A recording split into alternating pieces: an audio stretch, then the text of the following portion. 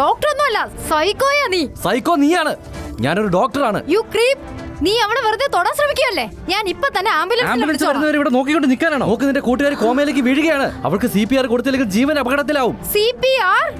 അപ്പൊ നീ ഇവിടെ ഉമ്മ വെക്കാനുള്ള സ്വപ്നം കണ്ടു തുടങ്ങിയോ? നിനക്ക് ഇതിനുള്ള ധൈര്യം എവിടുന്നാ വരുന്നേ? അല്ല, നിങ്ങൾക്കെന്താ ഭ്രാന്താണോ? ഞാൻ നിന്റെ കൂട്ടുകാരുടെ ജീവൻ രക്ഷിക്കാനാണ് നോക്കുന്നത്.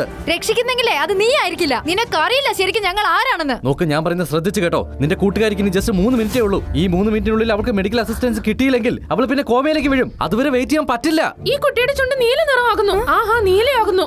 നോക്കി, ഇവള് കോമയിലേക്ക് വീഴുവാണ്. പ്ലീസ് ഇവളെ രക്ഷിക്കാൻ എന്നെ അനുവദിക്കേ. ഓ അതെയോ? ഈ പ്രായത്തിൽ ഹാർട്ട് അറ്റാക്കോ? എനിക്ക് തോന്നുന്നതേ നീ ഡോക്ടർ അല്ല, സ്റ്റോക്കർ ആണെന്നാ. ഇത്രയും ദിവസം നീ ഇവളെ സ്റ്റോക്ക് ചെയ്യായിരുന്നില്ലേ? എന്നിട്ട് ഇപ്പൊ ഇവളെ തൊടാനും ഉമ്മ വെക്കാനുള്ള കാരണം കണ്ടോ? ഇവന്റെ കള്ളത്തരം പുറത്തായപ്പോ ഇവനാകെ ദേഷ്യം വരുന്നു. എനിക്ക് തോന്നുന്നത് ഇവൻ എന്നെ വെറുതെ വിടില്ലെന്നാ. പിടിക്കിവനെ.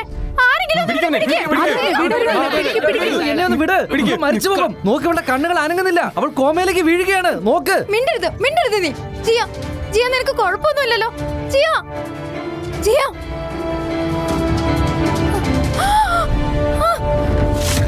കഥയിൽ അടുത്തതായി എന്ത് സംഭവിക്കുമെന്നറിയാൻ dash reels Malayalam YouTube channel subscribe ചെയ്യുക.